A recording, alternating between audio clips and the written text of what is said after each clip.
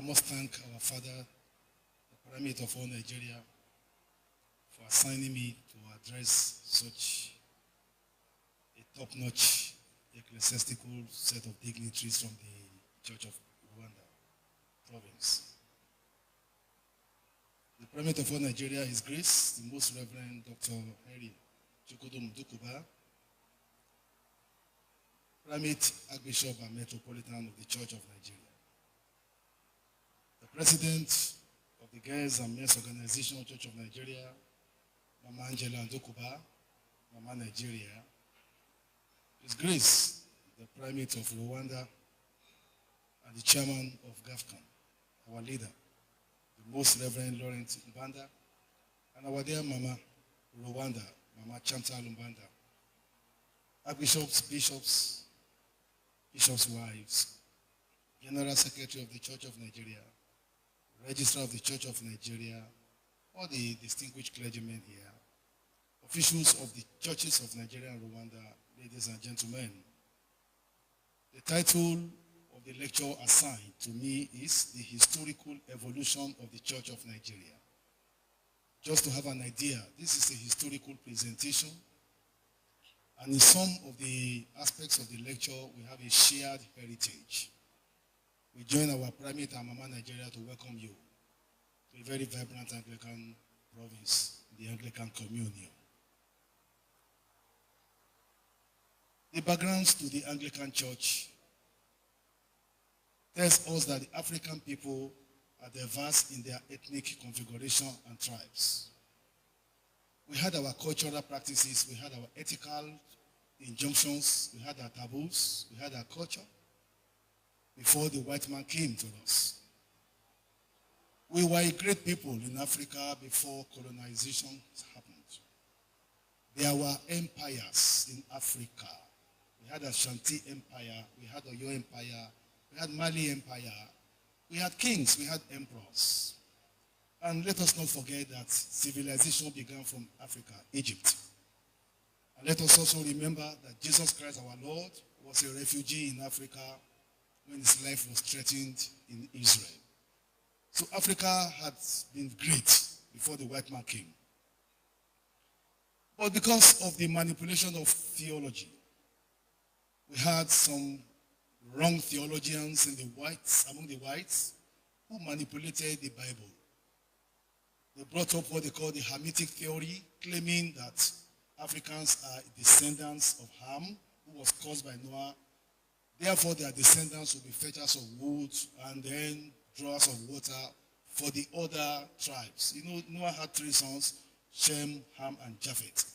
So they regard us as a cursed race. And they regarded also that it is God's injunction for the African man to serve them. They say we are under a curse. Then we go to Peter, then we go to Paul, who says, servants, obey your masters. This is the will of the Lord. So they manipulated it by saying slavery is good. They say we are not human beings after all, forgetting that Africa had actually been very prominent right from the beginning. Rivers that came out of the Garden of Eden passed through Ethiopia. River Africa is connected to the source. Nimrod, who first built the city in the world, was an African. So we had a very good background. And so the white men came and they enslaved us. Slavery, transatlantic slavery, involved coming forcefully to take our forebears. And then, like cargoes, they were taken to America, to Europe, to Brazil, to Cuba, and there they served. Terrible dehumanization for quite a long time. And unfortunately, the Church of England was complicit in this. Even when the abolition of slave trade happened, led by William Wilberforce, the Bishop of Exeter refused to release the slaves. He said, they are my property, they are properties of the church. They had to settle him before he released more than 600 slaves. So we find the Church of England actually involved. They saw us as commodities. And so when they look at us today, they still have that mentality that we are nobody. But we are somebody. Wherever the Anglican Church went, they rode on the wings of the British Empire. Simply because the Anglican Church, the Church of England.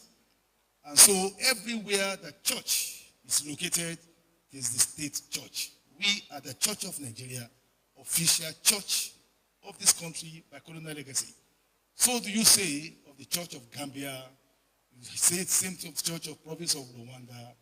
That is what we have benefited from our status as being the beneficiaries of both the British Empire and the Anglican Communion. And you know, the Queen or the King is also head of the British Empire, head of the Commonwealth, as well as head of the Anglican Communion. So church and state go together. We have that advantage. And of course, this colonization happened at the Berlin Conference in 1845, when countries gathered and they brought out the map of Africa and began to allocate us to themselves. And today, we have not recovered from the effects of colonization. Nigeria here has a close border with Benin Republic, not too far from Togo, but they were colonized by the French. We were colonized by Britain. Brothers, who naturally, in the olden days, the Yoruba Empire extended to Dahomey. So brothers were separated because the lingua franca were distorted. They dehumanized us in such a way, took away our civilization. But Nigeria and Rwanda, we have a lot of things in common. We are both colonies of England, but Rwanda has an added experience of the French influence as well. So you are a Francophone, and there are Anglophone influences over Rwanda. So, but painfully too, Nigeria and Rwanda had a very tragic similarity.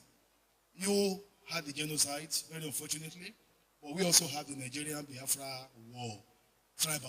Both of them were tribal. And when tribal problems happen, religion will not matter.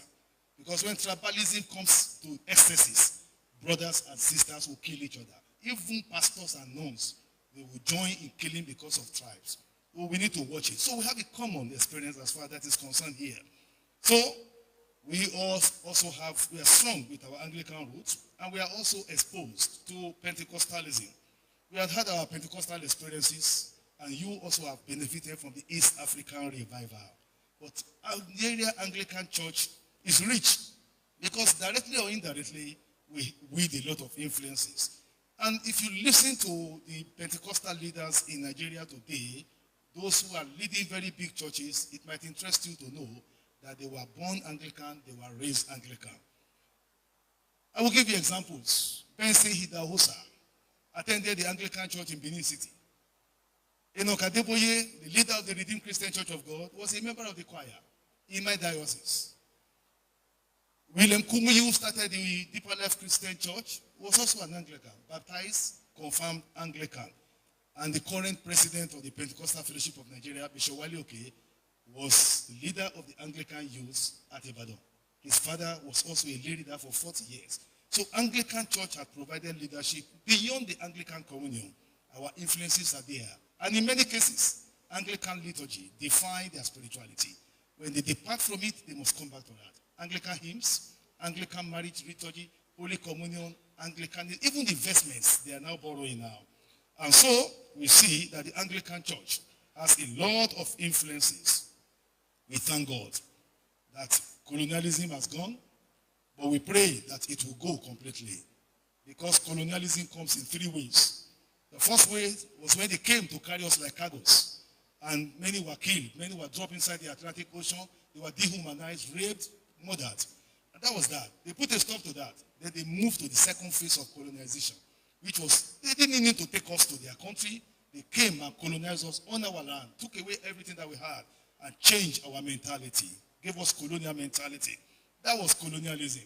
Then after we got some education, we raised giants who were the people who fought for the independence of African nations. You will remember other areas. You will remember Kwame Nkrumah of Ghana, Jomo Kenyatta of Kenya, Tanzania, Nigeria, all of them. These are people. You also had your leaders in Rwanda. They fought and they put an end to that second phase of colonialism. But there is a third one going on now, which is a willful emigration of the best brains of Africa. Our best doctors, our best engineers, they are on their own selling themselves to the Western power because of the power of pound sterling and dollars. It is not a good thing for a country to lose the best of its brain who are the leaders of tomorrow. And so when the slavery became very intensive, we had the CMS being formed. We have a common heritage as far as that is concerned. The church Missionary Society was founded on the 12th of April 1799. It was an offshoot of the London Missionary Society, started by the Clapham sect of young Christians who were educated at Oxford and Cambridge universities. They had a passion for evangelizing the dark continents of the world. William Wilberforce was a member of this Clapham sect. He later led the fight for the abolition of slave trade because he was a member of the parliament. The origin of the Clapham sect and the CMS actually started from India. There was a proposal written by Charles Grant and George Utney of the East India Company, as well as David Brown of Calcutta, sending a proposal that the young member of the parliament, Wilberforce, should lead the fight for abolition of slave trade, and they should also evangelize different parts of the world.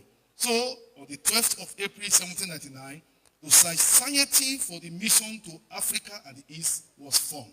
It happened to be the meeting of the Eclectic Society, supported by the Clapham sect, a group of young fervent Anglicans led by Reverend John Venn, the father of Reverend Henry Venn, who later became the secretary of the CMS Mission Office. Although Nigeria had contact with some forms of Christianity, it was not a formal mission. But in the Niger Delta area, Benin and Warri, as far early as the 16th, 15th century, there had been contact with the Portuguese Christians of the Roman Catholic nature. But they didn't come for evangelism, they came for trade. But then the Olu of Warri, the traditional ruler, was able to accept them, and he started having Christian influences. So Christianity was brought by the CMS to us. They recruited missionaries, they brought volunteers from different nations, and then they came to evangelize us. When they came, they were able to bring a version of Anglicanism, which is called the evangelicals, or the low church. CMS brought the low church, that is the evangelical form of Anglicanism. The other was brought by the Society for the Propagation of the Gospel, and they are the ones who have the Anglo-Catholic model of Anglican church liturgy. You have them in India, you have them also in Ghana. So these two, SPG and CMS, were the ones that really jumped into the array to try to evangelize, because they wanted to bring the light of the gospel to the whole world. So the CMS had a very great tentacle that they spread to different parts of the world. Let me run through some of them. West Africa, they came there, Guinea, 1804. Sierra Leone, they were there, 1816. West Indies started 1813. New Zealand, 1814. India, CMS got there 1814. They went to the Middle East in 1815. They were in Sri Lanka 1817. Northwest America, Canada in 1822. They went to Egypt in 1825. They went to Ethiopia 1825 as well. And also they went to Australia 1825. They brought Christianity of the Anglican form to South Africa in 1837. They went as far as China in 1844. CMS was there. They were in Palestine 1851. Mauritius 1854. British Columbia 1856. Madagascar 1863. Japan 1868. They went to Iran, Persia 1869. They went to Iraq 1883. They went to Sudan 1899. They came to East Africa 1844. They came to Kenya 1849. Uganda 1877. Tanzania 1864. The Anglican Church later came to Rwanda, Burundi between 1916 and 1919. The Rwanda Mission Station started as medical mission by Drs. Algernon Stanley Smith and Leonard Sharp. It later became independent mission and was reincorporated into the CMS. Rwanda Mission emerged in 1919, while Burundi Mission emerged in 1934. Then the Anglican Church of Nigeria is perhaps the largest Anglican church in the world today in terms of active worshiping and practicing Anglicans. It claims an estimated population of 18 million members. However, there are some who disagree. The Cambridge University Press believes we are about 11 million, not 18 million. But we are still the largest. We were regarded as the second largest to Church of England because they assumed that everybody was born in England was a member of the Church of England. But knowing what is happening there today, England is going down, the churches are being sold, they are now becoming a post-Christian society. They cannot claim to be larger than the Church of Nigeria. So Church of Nigeria is the largest by population of Anglicans all over the world today. The Church of Nigeria, when it started, today it has 14 internal provinces. It is undoubtedly the largest also in the continent of Africa. It accounts for 41.7% of Africans in sub-Saharan Africa. This province is currently being led by His Grace, the Most Reverend Dr. Henry Chukwudum Mudukuba, Doctor of Divinity, and has 161 dioceses. We also have foreign missions in North America. We are present in Canada. We also have the Church of Nigeria North American mission to coordinate the mission field. We also have some presence in some Francophone countries bordering dioceses of the Church of Nigeria. We also, this is something very unique, we have bishoprics in this Anglican church that are not diocesan. During the period of Primate Peter Akinola, he established the office of the Bishop Theologian, which is to supervise the theology of the church and to supervise theological education and theological colleges, because they discovered that most of the evil that they are doing in the Western society started from the theology. A bad theology produces a bad priest who kills the church. We also have what they call the nomadic mission. There's a bishop in charge of the nomadic mission to supervise evangelizing the Hausa Fulanis who are nomadics there. So in America, we had a bishop in charge of the military formation before they went to another diocese over there. So there were non-diocesan bishoprics there. And then, as I said earlier on, our heritage is the CMS and the Anglican Church. The first exploratory mission into Nigeria by the CMS happened first in 1841. It was an expedition led by Reverend James F. Scone and had Samuel Ajayi Crowther on board. It was short-lived because the whites died. Many of them died because of the effect of malaria. They didn't have quinine as a prophylactic to stop malaria at that time. So because of that, they had to terminate the mission. And that was the reason why Henry Venn, the Secretary General at that time, advocated for a self-sustaining in native pastorate. He calls it the three selves. Let's have a church that is self-governing, a church that is self-financing, and a church that will swell self-propagating, an independent pastorate. So, but the formal missionary endeavor to Nigeria started on December 17, 1842, with the arrival in Badagry, Western Nigeria, of the British missionary Reverend Eric Townsend, accompanied by Samuel Ajayi Crowther. They went to Badagry, but they met the Methodist Church already present. Reverend Thomas Clark Freeman of the Wesley Mission came in September, and both of them celebrated the first Christmas in December 1842. Both of them pioneered the Yoruba mission, and they moved to Abeokuta, and from Abeokuta they began to spread and develop the Yoruba mission.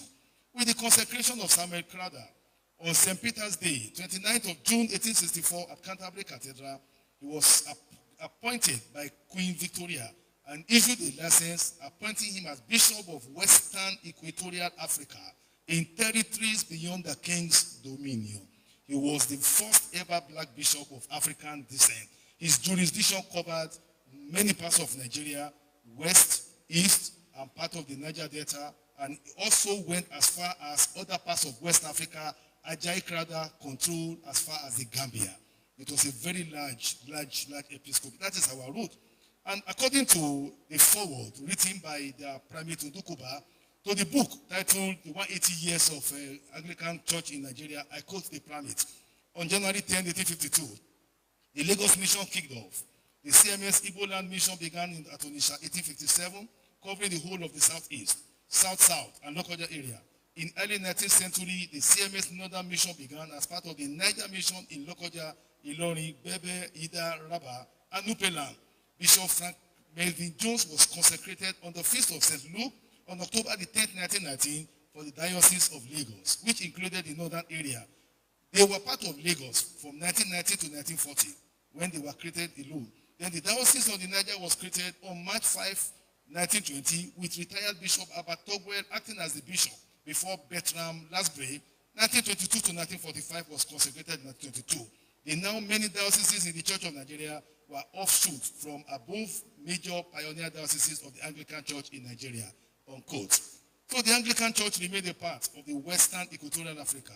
And by the time the Church of Nigeria was inaugurated as an autonomous diocese under the leadership of Most Reverend S.M. Scott, based in Sierra Leone at that time, on St. Matthew's Day 24th, or St. Matthias Day, 24th February 1979, we now had an autonomous diocese with 14 dioceses constituting the Church of Nigeria.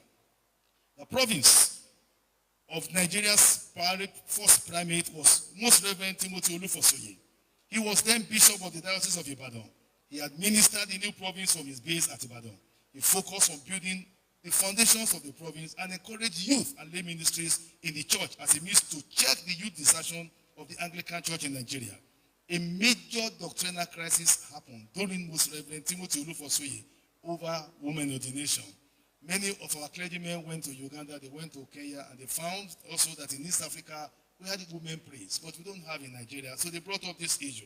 And when they were debating this issue, one of the bishops in the province of Nigeria, specifically the Diocese of Kwara, under the leadership of Right Reverend Herbert Haruna, decided to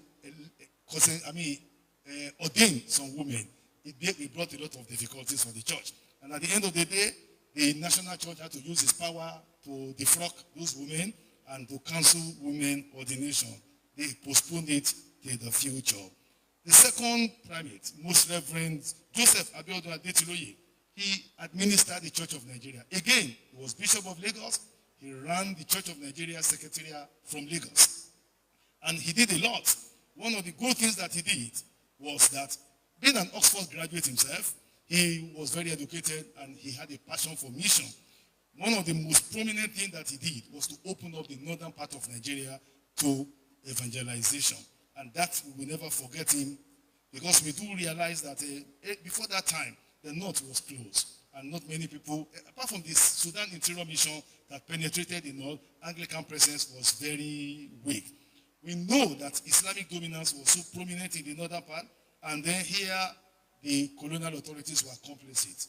I stumbled upon a particular document which was an edict issued by Lord Lugard, decreeing that Western missionaries were not welcome all over the north. That you are forbidden from evangelizing the Mohammedans. What did he do? He entered into contract with them and signed a contract that the north will be closed to evangelization. So if the northerners are reacting today, they are referring to the covenant. So the British people, true to type, they were not really interested in Christian missions. They were not interested in Christianity, even though Anglican Church came from them. As far as they were concerned, it is not religion that matters, but divide and rule policy, as long as they could control the people. Bishop Herbert Togwell attempted to enter Zaria and Kano. He was thrown out by the emirs. So he had to come back to Zaria and set up at Osasa, at the outskirts of the north, where they started the mission. So you can see that colonialization was not really Christianity. It is not right to say that the colonialists were supporting Christianity. No, they were not. It was just expediency that made them to be able to give us the little support we have. Adetiloye changed the story when he supported the election and consecration of some young, dynamic, and evangelical clergymen as missionary bishops to open up strategic towns and cities in northern Nigeria. He knew that the church was episcopal in nature, so if you get a good bishop, they will go over there and they will open up the place. And that's what he did. So he got some very, very good dioceses to support each of the dioceses that were to be opened. And so we thank God, those young men who were fervent for the Lord were thrown into the unknown. They went to Bauchi, Yola, Maduguri, Sokoto, and Gombe. Who would ever imagine then that one of the missionary bishops based at remote Gombe will today, like David, the shepherd, who rose to become king, rise to become our fifth primate today, in his grace, the Most Reverend Dr. Henry Chukwudom Ndukuba. How unfathomable are the ways of our God. Primate Adetiloye led the Nigerian bishops to Lambeth Conference of 1998, where notable Nigerian bishops, including Most Reverend Adetiloye, Right Reverend Peter Akinola, Right Reverend Peter Adebi, Right Reverend Emmanuel Chukuma, they contributed very, very constructively in fighting against this homosexuality when they first brought it up. And they forced the hand of Lambeth, 1998, to pass Resolution 110 on human sexuality. We can see that after that, contributing a lot, we see that Nigeria played a very important role even before the time of Primate Peter Akinola. As the Church of Nigeria grew in leaps and bounds, under Joseph Adetiloye, dioceses of the province were constituted initially into 3 provinces. Province 1, Lagos and the western part of the world, of the country. Province 2, East, that is the whole of the eastern part. And Province 3, the whole of the north. Each Each of them was headed by an archbishop. That was the beginning of internal archbishopric in the Church of Nigeria. Let everybody understand. This is simply an administrative arrangement for administrative purposes. The Church of Nigeria before the world is one province of the Church of Nigeria. We have one fully recognized Archbishop, Metropolitan, and Primate of all Nigeria, as long as we are one. And that is our primate who's here. But we have internal structures, and the other archbishops are their administrative archbishops internally, because we are getting so large. So we started with 3. Eventually, we now have 14 provinces with 14 archbishops. We are getting larger and larger. Most Reverend Peter Jasper Akinola, he succeeded Primate Adetiloye, and he consolidated and enlarged the missionary innovation. He created many more dioceses in all parts of the province. Akinola consecrated more than 100 bishops. He instilled order, listen to this, he instilled order and strong discipline in the polity and in the episcopacy. He turned the primacy into a very strong patriarchy. This sense of a powerful primate subsists in the Nigerian Anglican Church today, and that helps us in maintaining good control. Peter Akinola was very innovative. He pioneered Anglican evangelization of Abuja. This is where we are. He was the one that started Christian evangelization of this city when he was posted here as a canon. He was in the capital city, and he now changed the seat of the Anglican Church of Nigeria.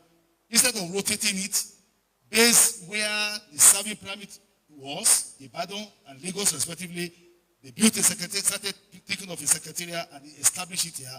The seat of the government will now be the seat of the church, and it has come with a lot of advantages here. Eventually, he became the chairman of the Christian Association of Nigeria within political influence. He was very vocal as a watchman over the society.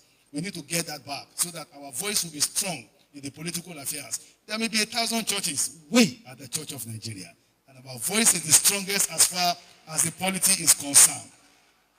The most profound achievement of Primate Akinola was his innovative conceptualization and actualization of the Global Anglican Conference as a resistant movement to revisionism and same-sex official indulgence by American, European, and other heretics. Akinola, from here, led Jerusalem GAFCON in 1998, which passed the Jerusalem Statement. Primate Peter Akinola created many other offices there. And then he was the one who set up what we call the language school, to teach all seminarians of the church languages other than their own mother tongues, so that an Anglican clergyman can serve anywhere in the country beyond his travel area. He was also the one that established the Crowther Graduate Theological Seminary as a center of excellence for theological education at all levels, including the postgraduate level. Now, Peter Akinola, he started a consultative forum of bishops and clergy and laity to brainstorm on what will guide him on the primacy for 10 years, and he worked on that. Peter Akinola started CANA, Convocation of Anglican Nigerian Churches in America, which metamorphosed into GAFCON, which was founded by, which also founded ACNA, Anglican Churches in North America, and later we now have CONAM. So our presence in the foreign country was necessitated by the fact that we could no longer entrust Nigerian Anglicans to the Church of England because of what they taught or what they refused to teach. Under Akinola, the agitation for women ordination reared its head again. And then they gathered at St. Michael's Cathedral, Kaduna, and they said, shall we allow women ordination? Then they decided to put it to vote. Out of 42 dioceses, 41 said no. Only one said yes, and it was defeated. The matter was brought again under Primate Nicholas Oko. Shall we now reconsider it? Kaduna said, give us 10 years and let us come back. After 10 years under Primate Oko, they went to put to vote. Even went to the women organization, the women said they were not interested. That's the reason why in the Church of Nigeria today, we do not have women Anglican priests, whereas in other parts of East Africa, they do. We want to thank Pastor Primate Akinola for publishing the book, Who Blinks Force, where he documented all the struggles of GAFCON and the conservative Anglicans against what they are doing in America and now in England. Under his watch, the Church of Nigeria modified its constitution. This is important. He said, traditionally, you are defined as an Anglican church if you are in communion with the See of Canterbury. But the Church of Nigeria changed the constitution. You can no longer define our identity by the nostalgic reference to a mother church that has lost its bearing. So they said, now you are an Anglican if you subscribe to the authority of the Holy Bible, the Scripture, and you also accept the Anglican Catechism, you accept the 39 Articles and the Book of Common Prayer, which the Western Anglicans have thrown into the dustbin. We must accept the historic creeds, the Nicene Creed, Apostles' Creed, Athanasian Creed, the Ordinal, all our fundamentals. That's what makes you an Anglican, not because you want to be in communion. We can't be in communion with the Church of England any longer. You see what they have just done? They have fully approved that they should marry a man, a woman, and a woman. Unfortunately, shamefully, it was proposed by bishops who should know better. And today, the Canterbury Cathedral has a dean of the cathedral who is a practicing homosexual. A man married to another man is the dean of the spiritual headquarters of the Anglican Church worldwide today. So we want to thank Baba Mbanda.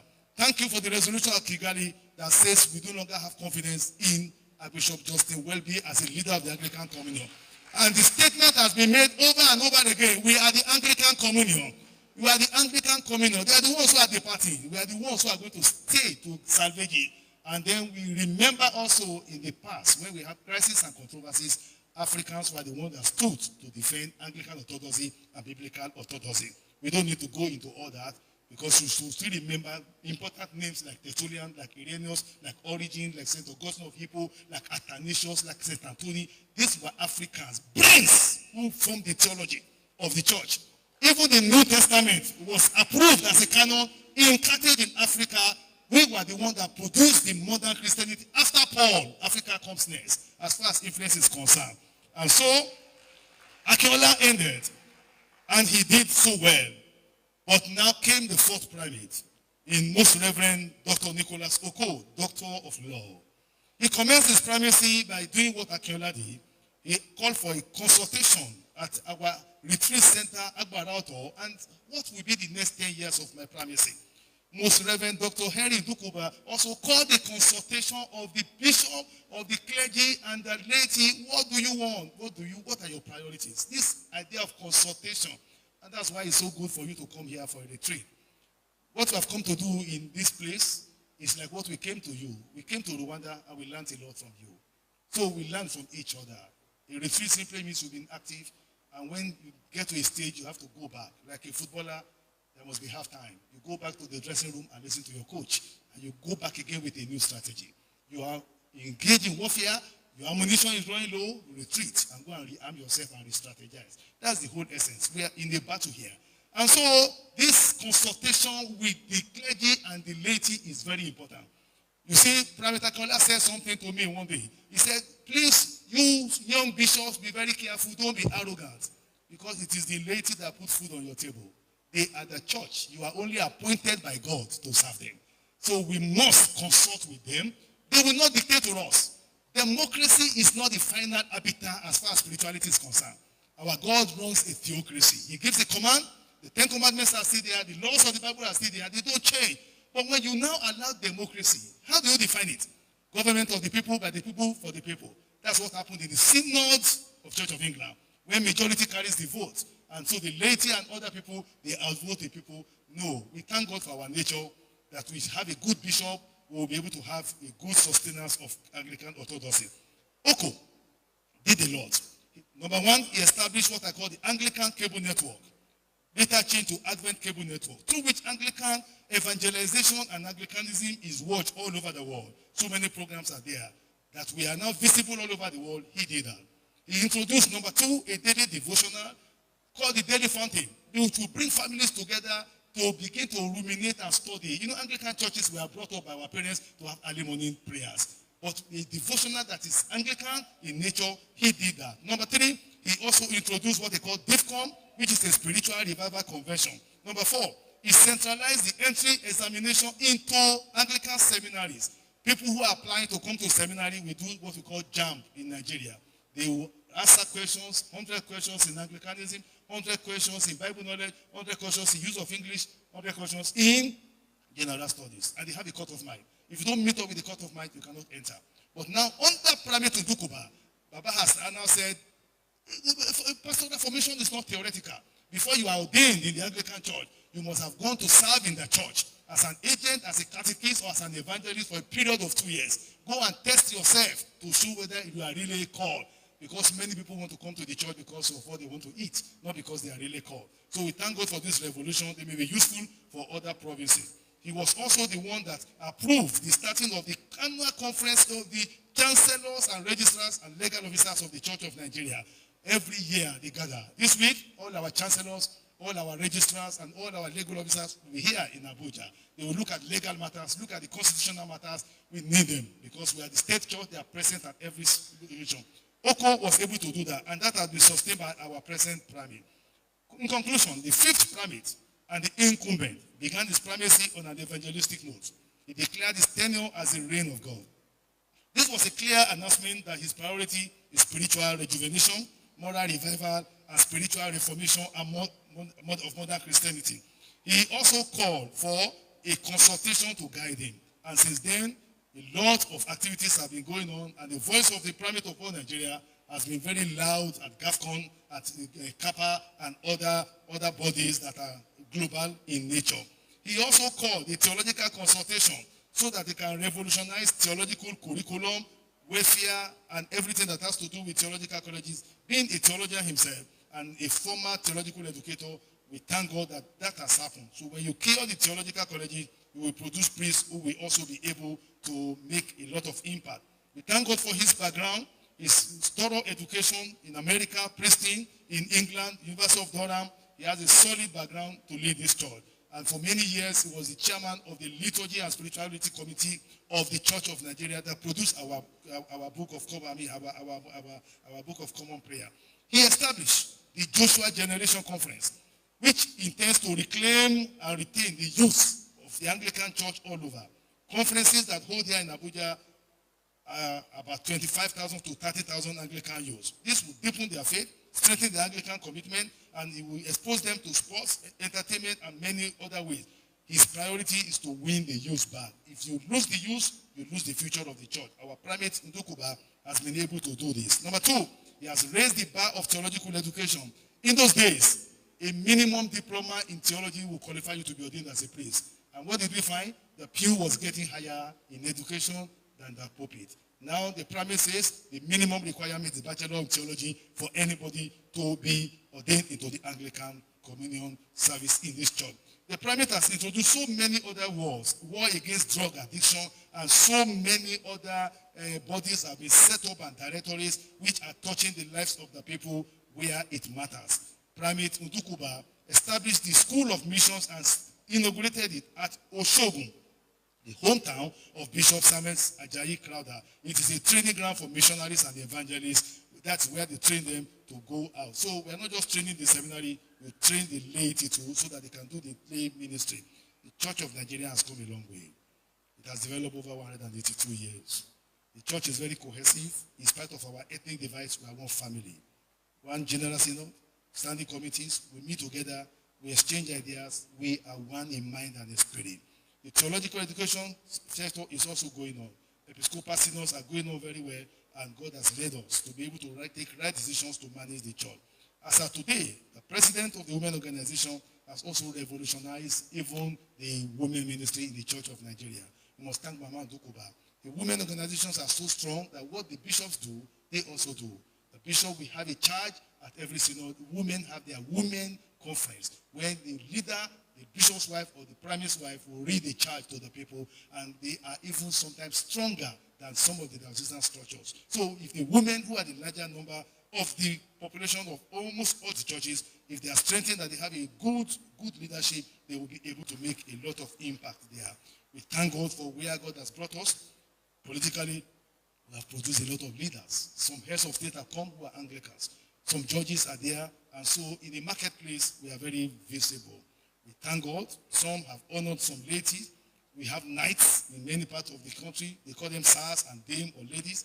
In the western part, they have installation of chiefs. We call them chiefs. That is a way of bringing them up. We have some dioceses that have schools of nursing. They have some other schools of Bible colleges here and there. So we run as an ideal Anglican church.